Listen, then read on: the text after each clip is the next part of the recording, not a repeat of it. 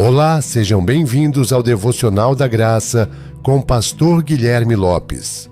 Bom dia, irmãos, a graça e a paz do Senhor Jesus. Estamos aqui para mais um Devocional da Graça e quero trazer uma palavra que está lá em Salmos capítulo 3, que diz assim: Senhor, como tem crescido o número dos meus adversários. São numerosos os que se levantam contra mim. São muitos os que dizem de mim: não há em Deus salvação para ele. Porém, tu, Senhor, és o meu escudo protetor, és a minha glória e o que exalta a minha cabeça. Com a minha voz clamo ao Senhor, e ele do seu santo monte me responde. Eu me deito e pego no sono. Acordo porque o Senhor me sustenta. Não tenho medo dos milhares que tomam posição contra mim, de todos os lados. Levanta-te, Senhor, salva-me, Deus meu, pois desferes um golpe no queixo de todos os meus inimigos e quebra os dentes dos ímpios. Do Senhor é a salvação, a tua bênção esteja sobre o teu povo. Essa passagem bíblica ela relata o momento em que o salmista Davi ele estava fugindo de Absalão, e no começo do versículo aqui diz que os inimigos dele tinham crescido muito. O número de adversários de Davi tinha crescido muito. E se tornou muito numerosas as pessoas que se levantavam contra ele. Interessante que tem momentos da nossa vida que nós percebemos que parece que os nossos inimigos têm se levantado muito. Que os nossos adversários eles têm crescido muito.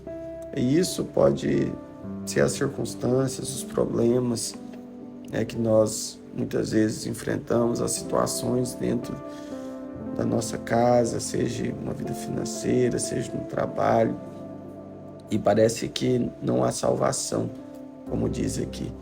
Só que Davi, ele se coloca de uma maneira diferente e ele diz: porém, tu, Senhor, és o meu escudo protetor. Davi, ele olha para o Senhor e diz: o Senhor é o meu escudo, o Senhor é quem me protege. És a minha glória e o que exalta a minha cabeça.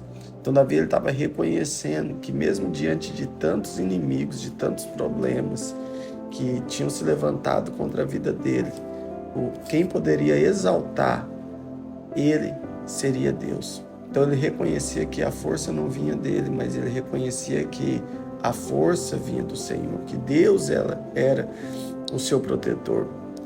E a Bíblia fala no versículo 5 aqui que ele se deita e pega no sono. Acordo porque o Senhor me sustenta.